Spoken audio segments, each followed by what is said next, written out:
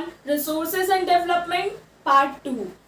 Yes, last video we have discussed about what is resources, kinds of resources, classification of resources. Okay, तो अब हम लोग आगे पढ़ेंगे कि development of resources, how the resources were developed and how the resources were conserved. Everything we will know about, and we will also know about the Earth Summit Agenda 21. So let's start.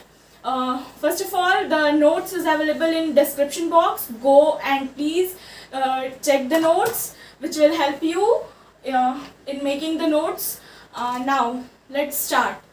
So we have discussed about what is resources in last class.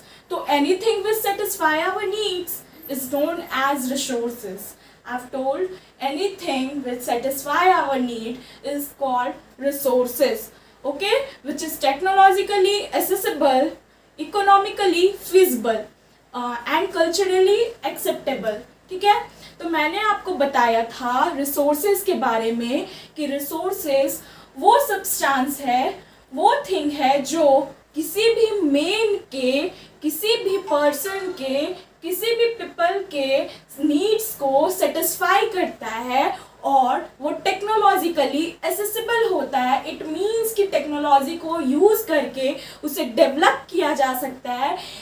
Economically feasible होता है, means कि person या किसी भी people के पास money होना चाहिए ताकि वो उस रिसोर्स को बाय कर सके, ताकि वो रिसोर्स को अफोर्ड कर सके. And it must be culturally acceptable, means कि the people living in the society must accept the resource. Okay, तो लास्ट वीडियो में हमने पढ़ा था क्या कि what is resource and what classification of resources and on what basis this classification was classified of resources. Now we will read about how the development of resources is necessary for us. तो सबसे पहले development of resources में हम लोग ये पढ़ेंगे कि resources का इनडिस्क्रिमिनेट यूज सबसे बड़ा प्रॉब्लम क्रिएट करता है. और ये इनडिस्क्रिमिनेट यूज प्रॉब्लम कैसे क्रिएट करता है, कौन कौन सा प्रॉब्लम क्रिएट करता है. तो वी विल सी कि सबसे पहले किसी के भी किसी के भी ग्रीड को सेटिस्फाई करने के लिए हम रिसोर्सेज को डिप्लीशन कर रहे हैं.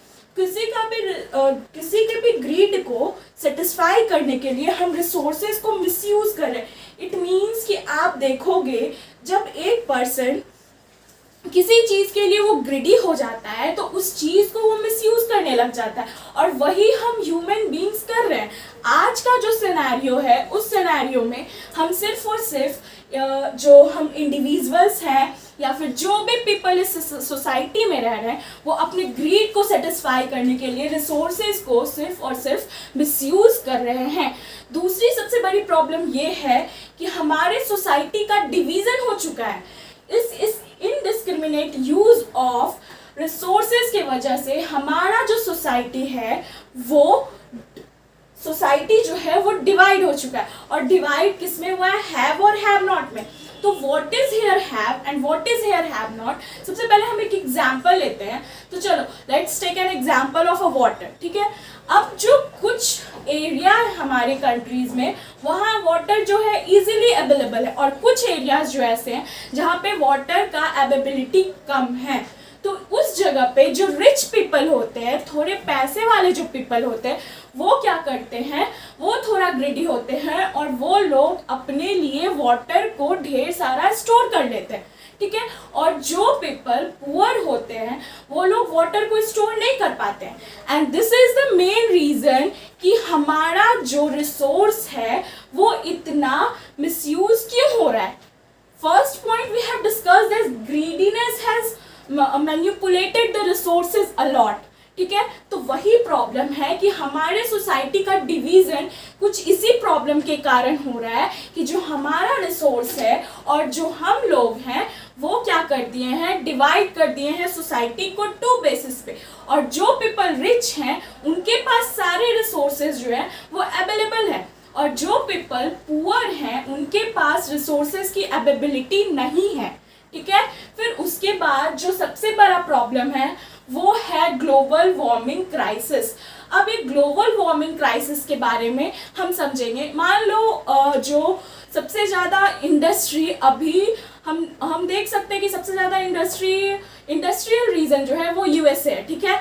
अगर हम यूएसए का एग्जांपल लेते हैं तो यूएसए जो है वो इंडस्ट्रियल रीजन है।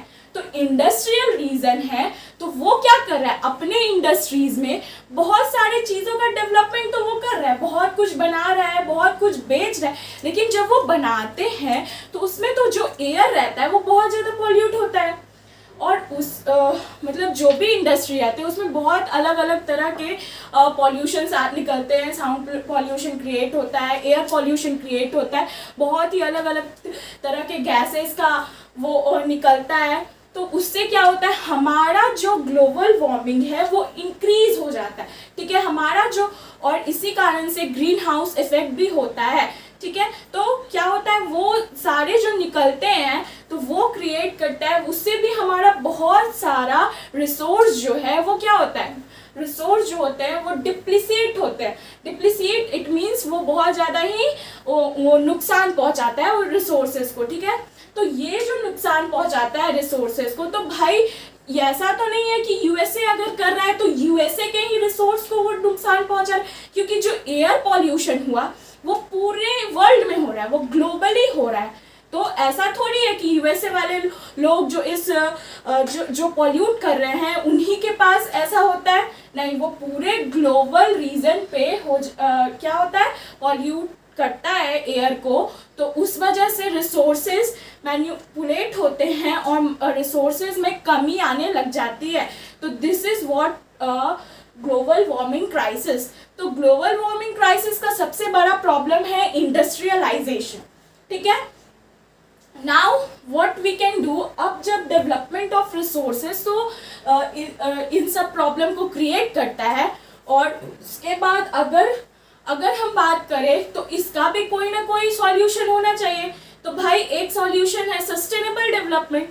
तो सस्टेनेबल डेवलपमेंट होता क्या है, सस्टेनेबल डेवलपमेंट इज समथिंग, इसमें क्या होता है, जो यूज होता है ना रिसोर्सेज का, इस तरह से यूज होता है उस रिसोर्सेज का कि जो अभी का जनरेशन है, जो अभी का जो टाइम चल रहा है, मतलब जो प्रेजेंट टाइम है, उस टाइम में रिसोर्सेज की वजह से किसी को भी कोई प्रॉब्लम ना हो। रिसोर्सेज अभी के लोगों को का जो भी उनका नीड है उसको सेटिस्फाई कर सके, और साथ में उन सारे रिसोर्सेज को कंजर्व किया जाता है हमारे फ्यूचर जनरेशन के लिए, ठीक है।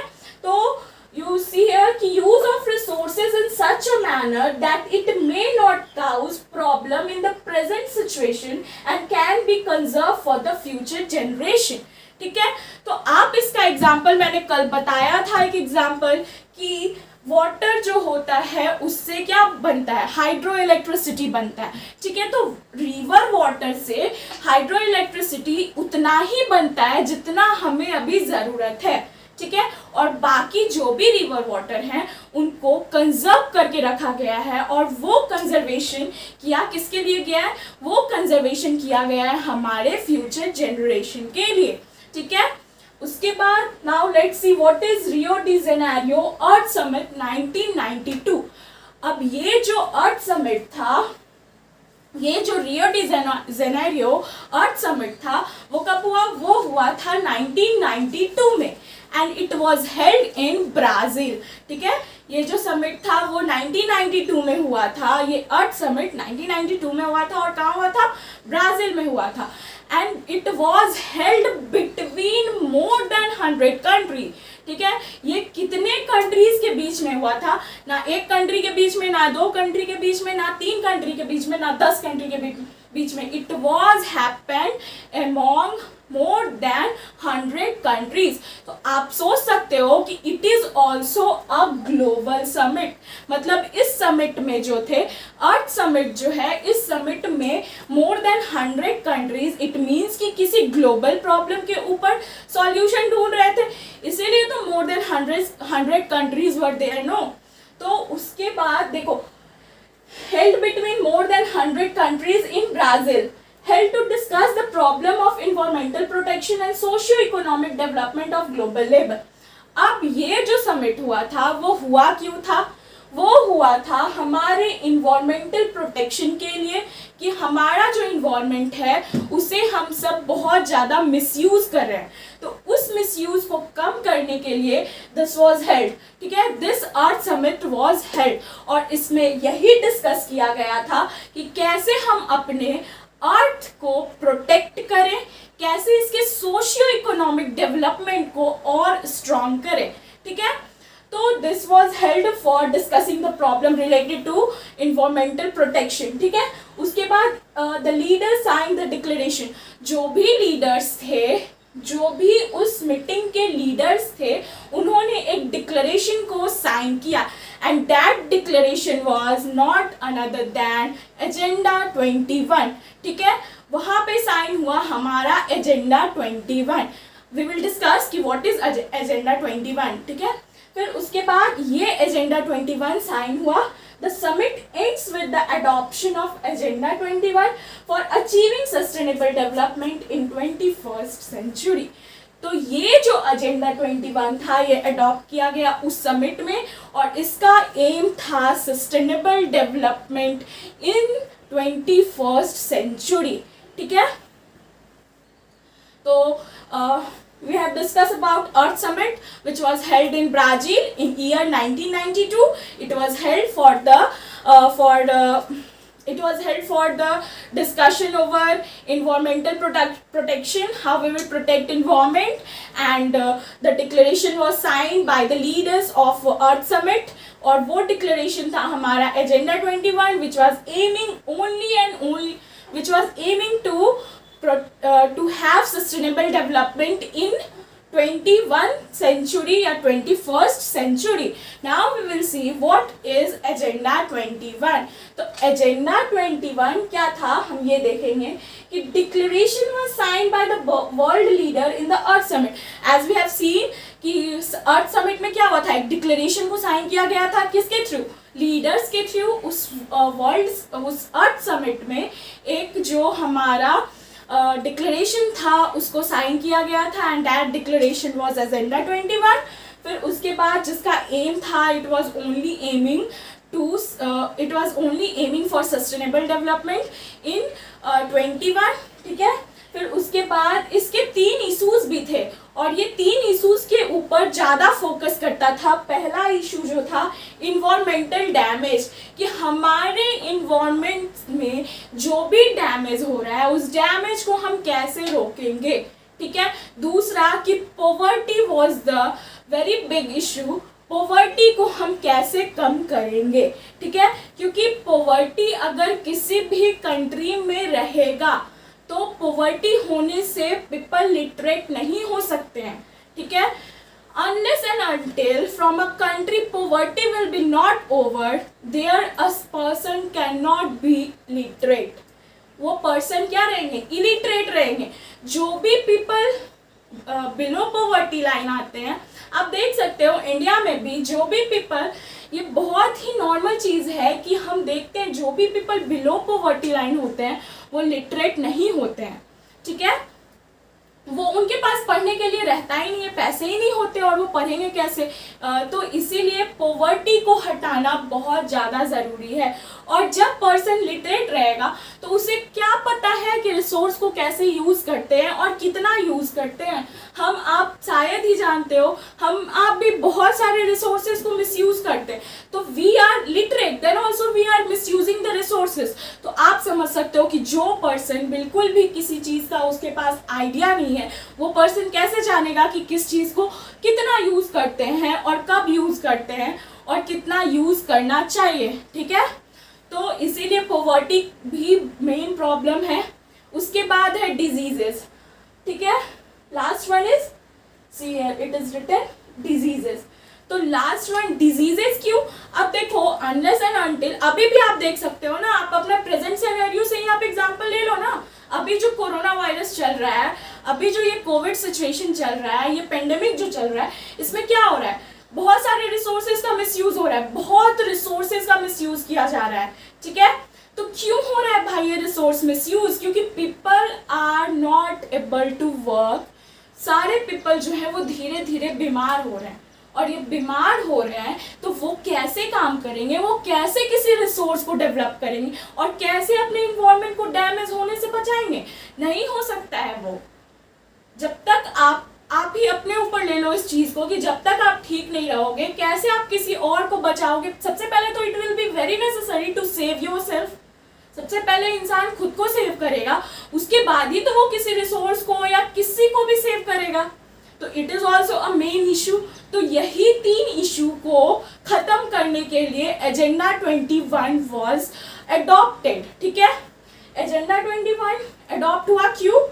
पॉवर्टी को खत्म करने के लिए, डिजीजेस को खत्म करने के लिए और सस्टेनेबल डेवलपमेंट को अडॉप्ट करने के लिए और इन्वायरमेंट को प्रोटेक्ट करने के लिए।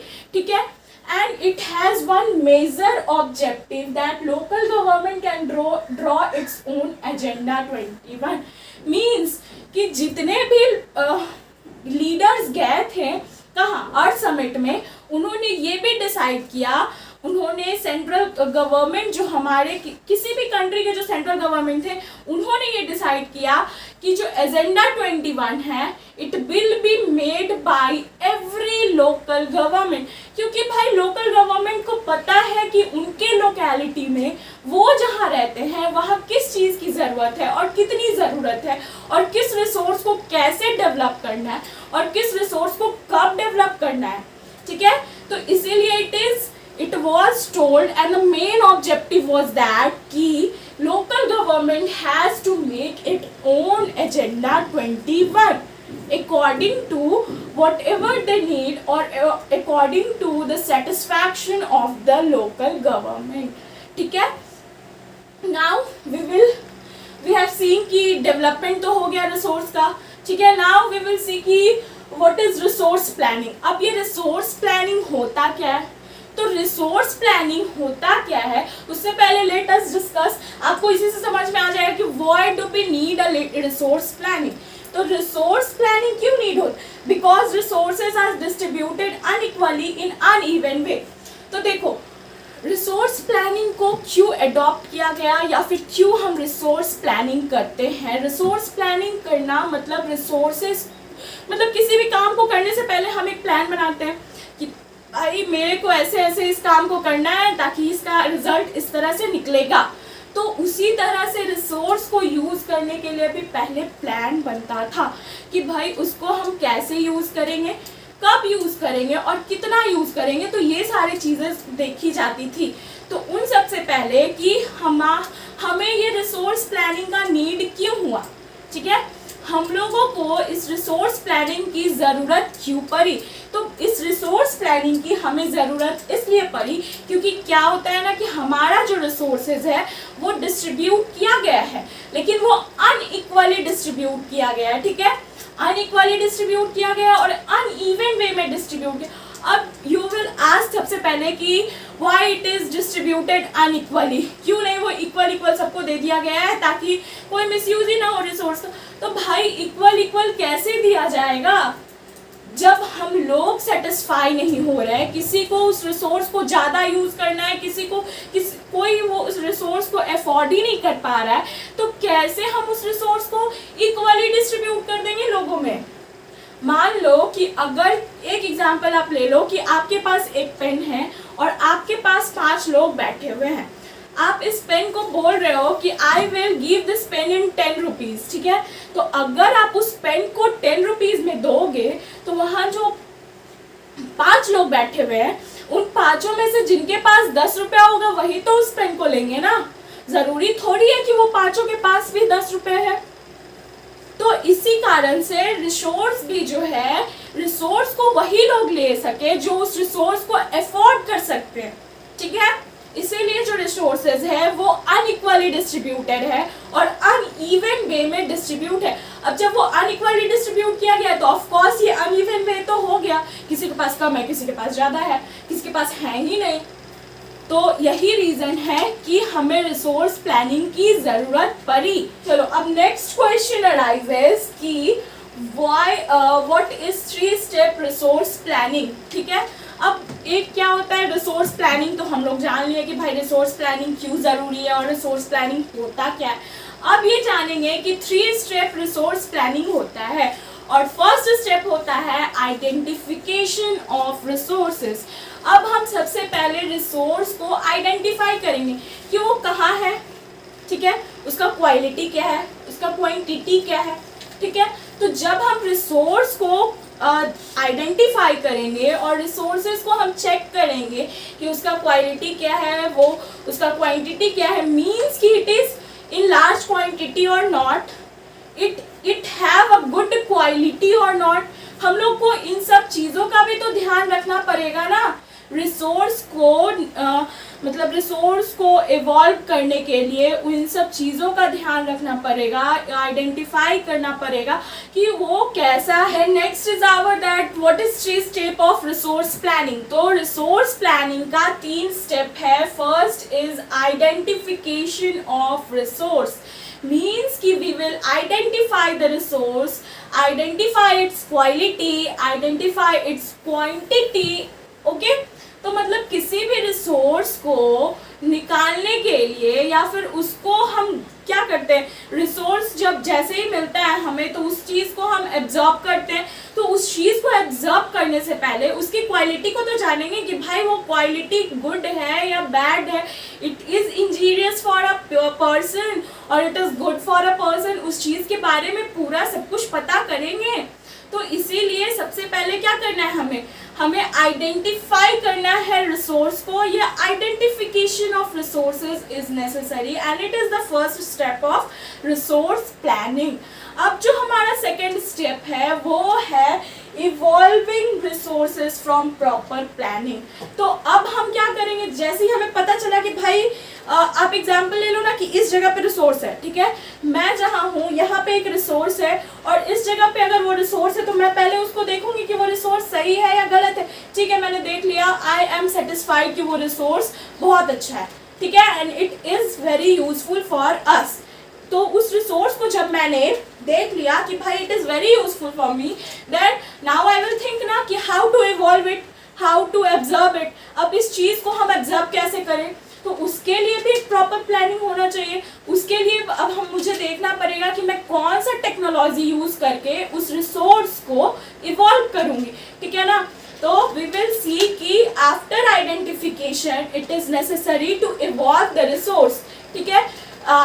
फिर क्या करेंगे, इवॉल्व कर देंगे उस रिसोर्स को। इवॉल्व करने के बाद उस रिसोर्स को वी विल सी कि it is helping in overall development और नॉट। ओवरऑल डेवलपमेंट मीन्स हेयर कि आप सिर्फ अपना डेवलपमेंट नहीं देखोगे, you have to see the national development, means आप पूरे कंट्री का डेवलपमेंट देखोगे कि उस रिसोर्स से पूरे कंट्री का डेवलपमेंट हो रहा है या नहीं हो रहा है। एंड इफ उस रिसोर्स से पूरे कंट्री का डेवलपमेंट हो रहा है तभी आप उस रिसोर्स को डेवलप कर सकते हो और उसे डेवलप करने के बाद यूज कर सकते हो, ठीक है ना। तो this is the 3 step of resource planning. और ये भी याद रखना कि अनलेस एंड अनटिल रिसोर्स जो है हमारे नेशनल डेवलपमेंट में हेल्प नहीं करेगा, तब तक जो गवर्नमेंट है, जो सेंट्रल गवर्नमेंट है या फिर जो लोकल गवर्नमेंट है या फिर स्टेट गवर्नमेंट है, उस चीज़ को इवॉल्व मतलब उस रिसोर्स को इवॉल्व करने की इजाज़त नहीं देंगे, ठीक है ना। तो it is very necessary to see that resource is useful for national development or not, it is helping in national development or not, ठीक है। तो ये था हमारा क्या था, resource planning. We have discussed about, firstly we have discuss about development of resources और major problem जो अराइज हो रहे थे। उसके बाद हम लोगों ने देखा कि रियो डी जेनेरियो अर्थ समिट में क्या हुआ, फिर उसके बाद एजेंडा 21 अडॉप्ट करने के बाद उसका एम क्या था, उसका ऑब्जेक्टिव क्या था। उसके बाद हम लोगों ने देखा कि what is resource planning and why do we need resource planning now and what are the 3 steps of resource planning, and now we will see कि conservation of resources कैसे होता है, कि how we conserve the resources, we conserve the resources। अब हम पढ़ेंगे कि कैसे हम resources को conserve कर रहे हैं और उस resource को क्यों कंजर्व किया जाता है, वी विल सी। तो देखो, कंजर्व करने से पहले ना आप अपने एनसीईआरटी बुक को खोलोगे ना तो उसमें एक गांधी जी का लाइन लिखा हुआ है। वो लाइन ये है कि there is enough for everybody need and not for everybody's greed, ठीक है, दिस लाइन, इस लाइन का मतलब, और यस वन इम्पॉर्टेंट थिंग कि ये लाइन जो है it will surely come in your exam, ये एग्जाम में आता ही है। मैंने भी जब 10th का एग्जाम दिया था तो मेरे भी क्वेश्चन पेपर में ये क्वेश्चन आया था, and they will tell to explain it, ठीक है, इसको या फिर आपको लिखेंगे कि एक्सप्लेन इट, नहीं तो what do you mean by this, ठीक है, ऐसे लिख करके वो ये क्वेश्चन पूछते हैं, ठीक है। तो इसमें इसका मतलब क्या है कि जो हमारा रिसोर्स है, जो रिसोर्स इस अर्थ पे है, वो रिसोर्स इतने हैं कि आपके नीड को सेटिस्फाई कर सकते हैं, लेकिन आपके ग्रीड को कभी नहीं सेटिस्फाई कर सकते हैं। क्योंकि देखो, नीड जब होता है इंसान को तो भाई एक प्रॉपर अमाउंट में, और वो नीड सबको होता है, चाहे वो इंसान कहीं भी रहता हो, चाहे वो इंसान किसी भी लेवल ऑफ सोसाइटी से बिलोंग करता है, तो वो जो नीड होता है वो सबको इक्वल होता है। लेकिन जैसे ही इंसान ग्रीडी हो जाता है तो उतना तो रिसोर्स नहीं है। अगर आप ग्रीडी हो गए या अगर मैं ग्रीडी हो गई किसी भी चीज़ के लिए, तो मैं उस रिसोर्सेज को मिसयूज करने लग जाऊंगी, या तो उसको अपने लिए स्टोर करके रखने लग जाऊंगी कि भाई रिसोर्स जैसे ही खत्म होगा मैं अपना रिसोर्स बाद में निकालूंगी। तो यही बोले हैं गांधी जी कि if you need the resources it is enough for you, and if you are greedy for the resources it can not be ever ever ever enough for you, ठीक है। तो हम लोग क्या करेंगे, let's satisfy our need, leave the greediness, ठीक है।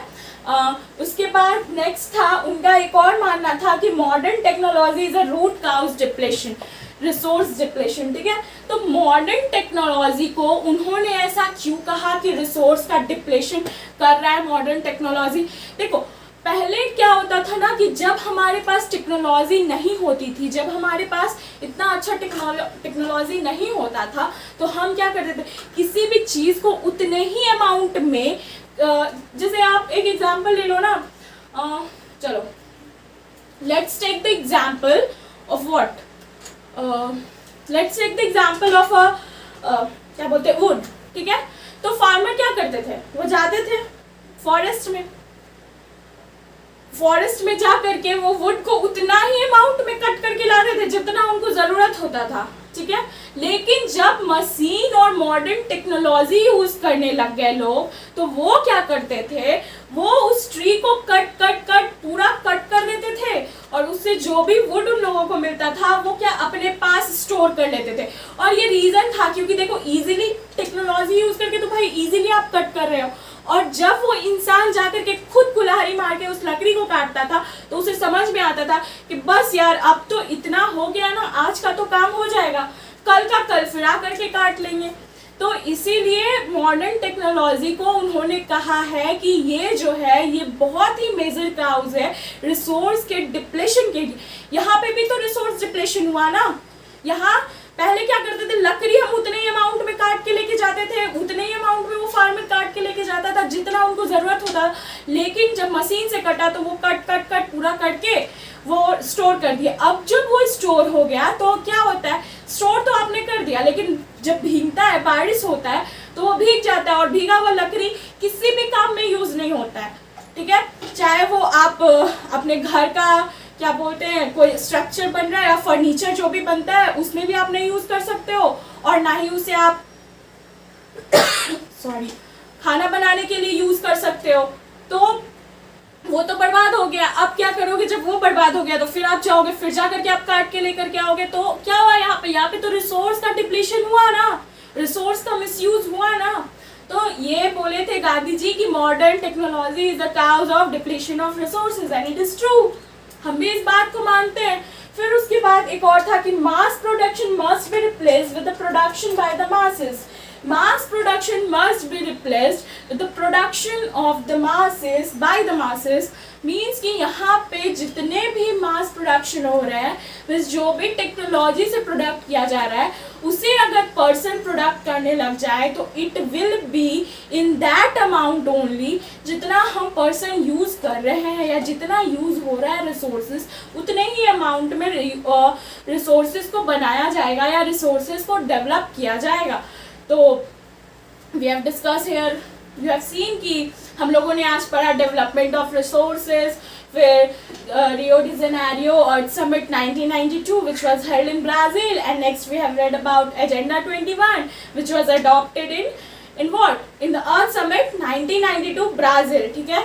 और उसके बाद फिर हम लोगों ने पढ़ा कि what is resource planning and why do we need resource planning and the 3 steps of resource planning, and then we have read about conservation of resources. So that's all in today's video. I will discuss till here, and the next part will be in my next video. Further chapter will be fully explained, detailed in next video. Okay, lastly please share it. It will surely help to all your friends who is in class 10th, and please like my videos, subscribe my channel, क्योंकि देखो view जो है वो ज़्यादा है और subscription जो है वो बहुत ही कम है, इसलिए please subscribe my channel, and we will meet in next video.